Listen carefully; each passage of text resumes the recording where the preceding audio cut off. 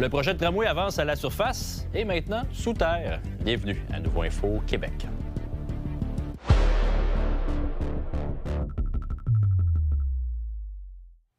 Bonsoir tout le monde, bon mercredi. Encore une fois, Mathieu, on commence en parlant de tramway. Cette éternelle game de poker, quand même particulière, n'est-ce pas? Parce que hier, on disait qu'il y avait un sondage qui montrait que l'appui au tramway dégringolait. Et comme par hasard, aujourd'hui, le gouvernement du Québec, lui, annonce qu'on devance d'1 an le début des travaux pour le tunnel du fameux projet Tram-Cité. Et là, le gouvernement Legault dit rien de moins que le projet est irréversible. Ben oui, en après-midi, hier, Respect citoyen publiait un sondage. Les 2 tiers des répondants de la région de Québec trouvaient que un tramway à 7,6 milliards, c'était trop cher. En soirée, perdant sur les paires de rois, le gouvernement arrive avec 2 projets de mobilité. Oui. Le 3e lien, je vais y revenir dans un moment. Mais pour ce qui concerne le tramway, le ministre Charette a débloqué 55 millions pour commencer dans les toutes prochaines semaines le creusage des 2 bouts du tunnel, donc du côté de Saint-Roch et à côté du Grand Théâtre, sous la colline parlementaire. Pourquoi pas avoir attendu comme c'était prévu à l'an prochain? 2 raisons. Plus de temps pour vérifier la composition du sol, donc on est plus prudent. Puis on profite du fait que de toute façon, le trafic est bloqué en Haute-Ville. Pourquoi ne pas y aller tout de suite? Questionné par les journalistes, le ministre confirme en plus qu'il n'y a pas de retour en arrière possible. C'est irréversible. Je suis pleinement conscient, là, on va le dire franchement. C'est pas un projet là, qui fait l'unanimité chez tout le monde, mais il y a un consensus quand même assez fort qui s'est développé. Et là, on suit les étapes avec la réalisation et avec le devancement là, de certains travaux sur l'aspect le plus technique et le plus stratégique du tramway. Donc, ça va nous aider là, à maintenir le contrôle là, sur ce projet important. Mais l'opposition municipale, chez Respect citoyen, maintient que pour eux, irréversible, ça ne veut pas dire que le projet est pour autant approuvé. Bien, c'est ça. Ils disent on est encore loin de l'année prochaine où les décrets finaux doivent être signés. Il peut encore se passer bien les choses, notamment la CAQ ne pas être réélue. Je te signale que Stéphane Lachance n'a pas rencontré les journalistes aujourd'hui, mais le maire Bruno Marchand, évidemment, avait le grand sourire, saluait le gouvernement et rejetait les critiques. Elle n'a rien d'électoraliste, cette décision-là. Parce que si ça avait été électoraliste, la CAQ ne l'aurait pas pris. Ça aurait été beaucoup plus facile pour eux de repousser la décision. Parce que ça aurait été après l'élection, puis on aurait joué le livre classique, entre guillemets, les nouvelles plus compliquées. Repoussez-les lors de votre première année après élection. Comme ça, les gens s'en souviendront plus. C'est pas ça qu'ils font. Et moi, je salue leur courage. Peu importe ce que vous faites, à leurs yeux, vous n'êtes pas bon, vous ne faites pas les bonnes affaires. Peu importe que tu ailles de l'avant, que tu n'ailles pas de l'avant, que tu accélères ou que tu ralentisses, je vais te condamner. Alors, à partir de ce moment-là, on les écoute plus. Que M. Marchand les écoute plus ne veut pas dire que les opposants vont se taire pour autant. Exact. Autre dossier, le 3e lien. Mme Fréchette a annoncé hier qu'elle lançait un appel d'offres aux entreprises privées pour son fameux 3e lien dans l'Est. Même si ce n'est pas un grand partisan du 3e lien, M. Marchand constate tout simplement que c'est conforme au plan. Elle n'a pas changé d'avis sur le 3e lien. Elle dit « Voici ce que je vais faire » et elle fait ce qu'elle dit. Alors après ça, les gens peuvent avoir confiance ou pas. Moi, ce que je sens de Mme Fréchette, c'est qu'elle fait ce qu'elle dit. À chaque fois qu'un gouvernement dit « Bien, moi, je pense que ça pourrait être bon pour la région » et fait le travail en bonne et due forme, bien, moi, je ne peux que souscrire à ça parce que ça va nous permettre d'avoir un projet pour lequel on va être capable de se positionner avec des faits. Maintenant, Daniel Robitaille, c'est ce conducteur qui est accusé d'avoir fauché 2 enfants à Beauport. Eh bien, il était de retour en cours cet après-midi. L'homme de 67 ans va être de retour d'ailleurs devant un juge lundi prochain pour établir la date de son enquête sur remise en liberté. La couronne s'oppose à sa libération à cause de ses antécédents judiciaires qui sont assez lourds. Il compte plusieurs dizaines de dossiers, dont une peine de 14 ans de pénitencier en 1999 pour production de drogue et complot. Il avait aussi reçu une peine de 5 ans en 2014 et de 3 ans en 2021 pour d'autres dossiers liés aux stupéfiants. Eh bien, c'est aujourd'hui que le guide Michelin dévoilait sa sélection 2026. Je vous rappelle que l'an dernier, le restaurant La Tanière avait obtenu 2 étoiles Michelin. Et cette année, il n'y a aucun établissement qui a été rétrogradé. Et 4 nouvelles tables s'ajoutent à la liste, dont le Clan à Québec. Le reportage de Juliane Perrault. Le guide Michelin a dévoilé aujourd'hui la liste 2026 de ses adresses étoilées. Un nouveau restaurant de Québec fait son apparition dans la liste, le Clan. Bonjour, bienvenue au Clan. Mon nom est Stéphane Modin. Tu sais, quand tu regardes, mettons, 9h27, 9h28, 9h29, je refresh le truc, c'est... Man, tu l'annonces à l'équipe, tu sais, on a une étoile, puis là, c'est comme... J'en parle, ça fait des frissons, quoi. Tu sais, on l'a fait. Tu comprends? On l'a fait avec ce qu'on est, parfaitement imparfait. C'est une grande distinction qui célèbre, oui, en équipe, mais aussi en famille. Je suis vraiment fière de tout ce que Stéphane fait dans la vie, les enfants, la famille. Moi, nous autres, les enfants travaillent ici. Comme c'est quelque chose de familial, ça s'appelle pas le clan pour rien. C'est ça, on est fiers de travailler avec notre père. C'est un bon chef, c'est un bon père, c'est une bonne personne. Il l'aurait fait tout seul, mais on est content de l'avoir soutenu là-dedans. Elle nous appartient pas juste à nous. T'sais, le clan, c'est un ADN, quoi. Le clan, c'est pas à moi. Elle appartient à Moissine, elle appartient à Franck, elle appartient à Nico. Christian, Carole, du port de Beau-Rivage m'ont texté. Ils ont eu un bib gourmand là, au Saint-Doux. Pour moi, ça, c'est la famille. Les fournisseurs, vous nous aidez à faire ça. Tout ça, c'est comme... Fuck, on l'a fait. Couronnés l'an dernier, les restaurants Harvey, Légende, Laurier Raphaël, Québec Club Privé et La Tanière préservent leurs étoiles Michelin à Québec. Ça me stressait pas d'en perdre, en fait. On vise d'en avoir une troisième éventuellement, mais je ne mets même pas de pression non plus à tout prix là, de l'avoir dès la prochaine édition. On est vraiment dans une démarche de faire plaisir aux clients, développer notre cuisine, développer le terroir québécois, puis petit à petit, on construit notre truc. Je trouve que notre ville est belle, elle est bonne, puis ça donne envie aux gens de voyager, puis de venir faire un trip de bouffe à Québec. Bien, écoutez, on a travaillé fort toute l'année, puis on se doutait que ça allait, tout ça allait être très positif, mais quand même, on espérait, étant donné que c'est des inspections à l'aveugle, tout ça, qu'on ait bien fait notre travail avec 100% de nos clients cette année. Donc, on est vraiment contents. On veut la garder pendant longtemps, on veut continuer de s'améliorer. En ce moment, ça peut pas mieux aller. Le restaurant, il est plein. J'ai des CV qui rentrent, j'ai des fournisseurs qui sont prêts à travailler des nouveaux produits. J'aime ça. Moi, je me mets les mains dedans.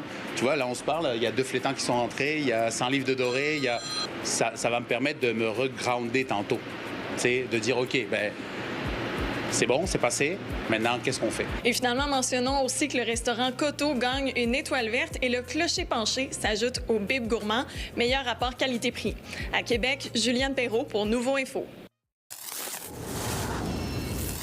Et la Beauce récolte aussi quelques distinctions de la part du guide Michelin. Le Saint-Doux restaurant barbecue de Sainte-Marie obtient le bib gourmand. Ça souligne sa cuisine de grande qualité à prix accessible. L'établissement qui met de l'avant les viandes du port de Beau-Rivage propose une cuisine barbecue de style New School. Le 1668 de Saint-Georges, lui, est entré dans la liste des 18 nouveautés, catégorie restaurants recommandés. Ça reconnaît des restaurants qui ont une qualité de cuisine hors de l'ordinaire. En fait, je pense que tu peux avoir un bon salaire sans faire d'université, mais avoir un bon salaire en faisant l'université. En fait, je pense que c'est un peu au cas par cas. Est-ce que ça vaut vraiment la peine de faire un diplôme universitaire? La session d'hiver vient de terminer et c'est bientôt l'heure des collations de grade pour bien des personnes, mais je voulais voir si les gens pensent que c'est encore utile en 2026. Ça dépend de la carrière. Avec IA en ce moment, je pense que si tu veux devenir plombier, c'est pas nécessaire d'aller à l'université. Comme le génie, tout ça, tu as souvent besoin d'avoir un diplôme pour avoir un bon salaire et tout. Donc, oui, on en a besoin. Oui, je pense que ça donne des points de négociation quand on postule pour un poste. Je pense que ça devrait être gratuit. Là. Les gens qui font pas l'université, qui arrivent à se démarquer parce qu'ils ont des expériences, qu'ils ont travaillé fort pour en arriver là.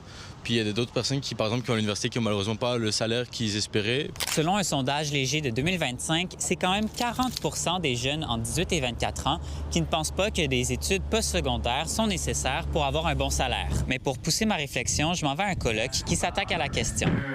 Les études universitaires valent encore la peine en 2026? Donc, essentiellement, le propos, c'est qu'est-ce qu'on peut faire différemment pour maintenir la valeur du diplôme? Bien, l'idée, c'est qu'on peut amener les étudiants, dans le fond, à transférer des connaissances dans nos milieux. Je peux penser dans un cours d'histoire, on pourrait inviter les étudiants de baccalauréat à aller donner une conférence sur une époque donnée dans des écoles secondaires pour leur permettre de transférer des connaissances, de tester leur façon de vulgariser ça. Donc, on change un peu les formules d'évaluation, mais qu'en plus, ça a une contribution à l'extérieur de nos murs. Je pense que l'université doit être accessible pour tous en faisant un projet qui va au-delà de uniquement créer de la main-d'œuvre pour le marché du travail, de proposer un projet où l'université est un endroit où les gens réfléchissent, où les gens se posent des questions, où les gens prennent le temps aussi de penser dans un monde qui s'accélère. C'est sûr qu'au niveau salaire, avoir un diplôme, ça reste bénéfique au Québec, les chiffres le montrent, mais les données, c'est rare qu'elles font la différence entre le bac, la maîtrise et le doc. Donc, jusqu'où faut-il aller?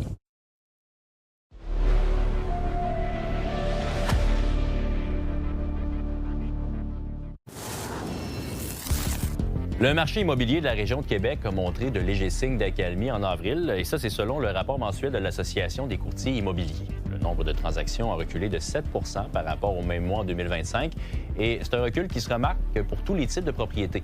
Au même moment, le nombre de propriétés à vendre a augmenté pour le deuxième mois d'affilée, après plus de 2 ans de baisse consécutive. Mais malgré ces deux tendances récentes, l'association affirme que le marché demeure très tendu et largement en faveur des vendeurs. On est encore loin du rééquilibrage dans le sens où est-ce que par rapport à la moyenne historique, il y a 58 de moins d'inscriptions en ce moment qui sont en vigueur, malgré la hausse récente de l'offre. Donc, on a vraiment une situation de pénurie. Donc, on n'est pas encore au rééquilibrage, mais c'est une bonne nouvelle. Il va commencer à avoir un peu plus de propriétés disponibles pour les acheteurs. Le magasin d'occasion de l'Armée du Salut du boulevard Hamel ferme définitivement ses portes le 30 juin. Des problèmes financiers ont mené à la décision de l'organisme qui vient en aide aux plus démunis. Les dons ne sont donc plus acceptés. Au cours des prochaines semaines, des rabais vont être offerts pour écouler l'inventaire.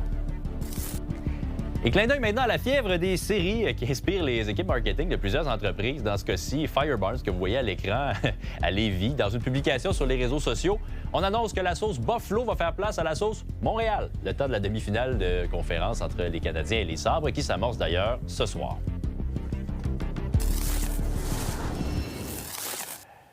Les DJ et réalisateurs de Québec, Millimetric et Bob Redim, qui comptent à deux plusieurs nominations au GAMIC, au Gala de la Disque, aux Junos et même aux Grammys, joignent leur univers à celui d'Alice Robbie dans le projet d'album Millie et Bob, Alice Remixes. C'est disponible dès ce vendredi et c'est un opus qui rassemble 10 pièces de la chanteuse québécoise iconique, mais modernisées par le duo de Québec.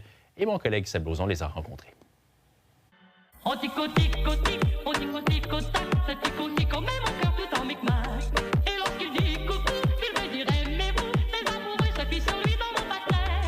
Millimetric, Bob Redim. Avant Céline Dion, maintenant plus récemment Charlotte Cardin, il y a une Québécoise qui nous a fait rayonner à l'international, qui est devenue une méga vedette, c'est Alice Robbie, une fille de la capitale, et vous avez décidé de l'honorer avec ce nouvel album Alice Remix. Qu'est-ce qui vous a donné envie de partir ce projet-là puis d'en faire ce qu'il est aujourd'hui? C'est redonner ses lettres de noblesse à Lady Alice, parce que soit la jeune génération la connaisse pas, ou soit les gens se souviennent juste de sa lobotomie. Il faut que ça cesse, là, ça. C'est Lady Alice.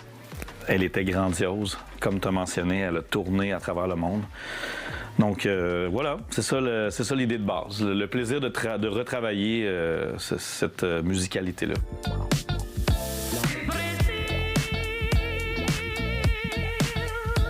Et là, la matière première a été enregistrée il y a très, très longtemps. Très longtemps. Comment très on fonctionne pour arriver à aller extirper puis extraire la voix pour mettre ça sur vos sons? De façon très transparente. Là, on s'est servi de l'intelligence artificielle pour extraire la voix, justement, mais ça nous donnait quelque chose de très brut, là. C'était comme si elle était ici avec nous, mais avec son micro, puis comme une capsule. Son micro de 1950. Des années 50, là, tu sais. Fait que c'était vraiment le son vintage, puis c'est ça qu'on voulait garder, tu sais, la rencontre entre ce son vraiment vintage, puis notre sonorité vraiment plus moderne, vraiment plus, justement, électro-tropicale.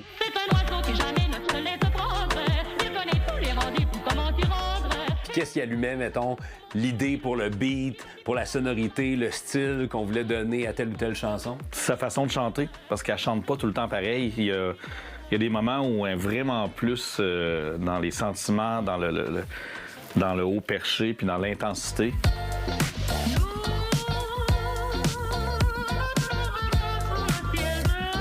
Si on prend Brésil, c'est tout doux, c'est sensuel, puis à la fois festif, estival. Ben, là, on s'est dit, on va y aller disco. Quelle est l'ambition pour ce projet-là? C'est juste de redonner les lettres de noblesse. Les plus jeunes, les enfants trouvent ça super trippant, puis c'est des voix des années 40 et 50. Fait que, tu sais, moi, je pense qu'il n'y a pas de limite. Tout est possible.